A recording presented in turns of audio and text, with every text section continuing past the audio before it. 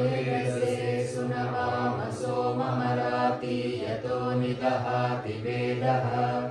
स नः पर्षदति दुर्गाणि विश्वानावेव सिन्धुम् दुरितात्यग्निः तामग्निवर्णान् तपसा ज्वलन्तीं वैरोचनीं कर्मफलेषु जुष्टाम् दुर्गां देवीं शरणमहं प्रपद्ये सुतरसि तरसे नमः अग्ने त्वं पारयानव्यो अस्मान् स्वस्तिभिरति दुर्गाणि विश्वा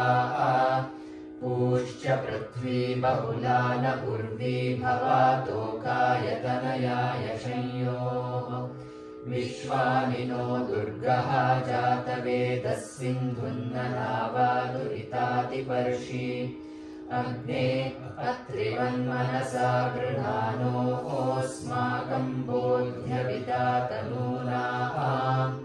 वृतनाजितगुं सहमानमुग्रमग्निगुं हुवेम परमात् सतस्थात् स नः पर्षदति दुर्गाणि विश्वाक्षामद्देवो अतिदुरितात्यग्निः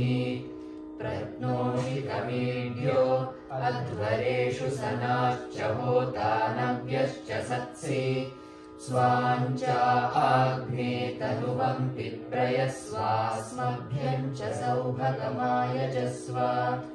गोभिर्जुष्टमयुजो निषिक्तं तवेन्द्रविष्णोरनुसञ्चरेम नाकस्य पृष्ठमभि संवसानो वैष्णवीन् लोक इह मादयन्ताम् ॐ कात्यायनाय विद्महे कन्याकुमारि धीमहि